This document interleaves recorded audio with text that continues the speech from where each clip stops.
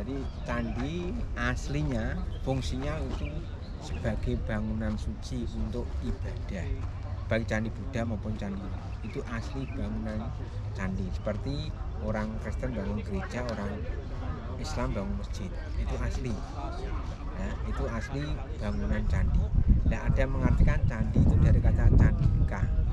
Ya, nah, ada mengartikan sebagai makam, tapi ikut tidak objektif.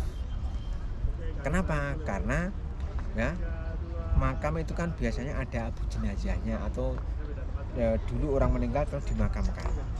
Nah, memang di Candi Prambanan ada abu jenazah yang ditemukan, tapi candi-candi ini kan enggak. Maka itu enggak kurang kuat sebagai makam karena tidak menyeluruh gitu loh.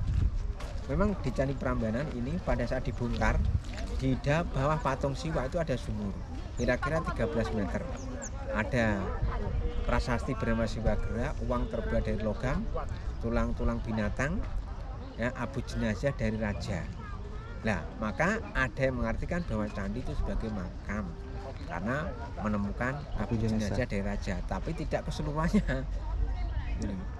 Tidak keseluruhan candi itu ada abu jenazah raja. Tuh, yang mempunyai alasan bahwa candi sebagai makam.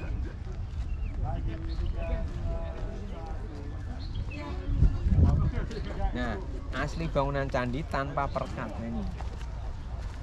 Kalau kita perhatikan batunya saling mengunci, ya, tanpa perekat. Ya, jadi kalau sekarang itu Lego atau puzzle, ya, Lego atau puzzle, tanpa perekat, tanpa semen. Kalau ada orang mengatakan bahwa perekatnya pakai putih telur, itu menurut orang arkeolog, saya tinggal menirukan saja, itu sama sekali enggak.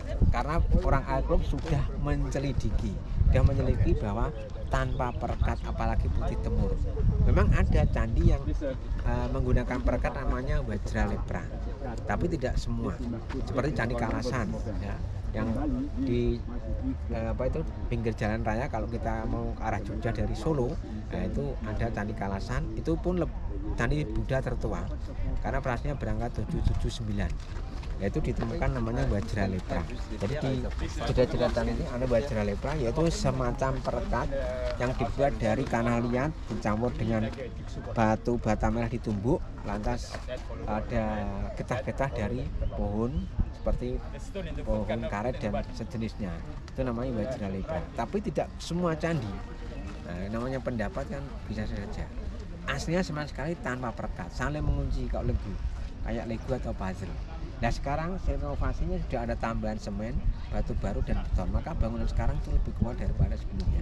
Kemudian kalau kita perhatikan lagi, materialnya ada dua macam. Ya, yang di bagian dalam itu namanya batu kapur, warnanya putih. Yang di bagian luar itu batu andesit. Karena nanti ya kalau candi sudah jadi batu putih itu nggak kelihatan. Kan nggak perlu dikasih ornamen dong, nanti ketutup. Karena untuk tambahan saja. Kalau ambil batu andesit semua kan nanti waktunya juga lama untuk cari batu andesit, ya, semuanya. Terus nanti untuk apa batu nanti itu ditaruh di dalam. Maka yang di bagian dalam itu batunya atau materialnya batu putih atau kapur yang diambil dari daerah selatan atau di daerah Bukit Boko. Jadi Bukit Boko itu batu-batunya putih. Itu kalau yang andesit ini mereka ambilnya dari Merapi sana.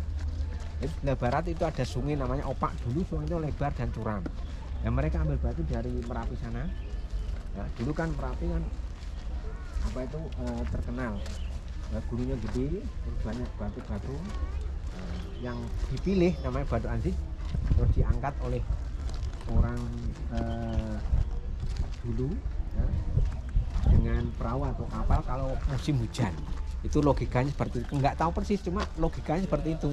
Ya, jadi batu diangkut dengan kapal atau perahu di musim hujan, jalannya itu lewat sungai itu. Kalau musim hujan, sungai itu kan airnya penuh. Nah, air dari utara itu mengalir ke selatan, karena selatan ada lautan. Kemudian dihentikan di daerah sini, nah, dipakai untuk bangun candi. Itu logikanya seperti itu. Sekarang nggak ada videonya, cuma itu logika. Itu juga yang tangan oleh Atlas. Nah, cuma sekarang ya, sungainya itu sudah sempit dan dangkal karena banyak material yang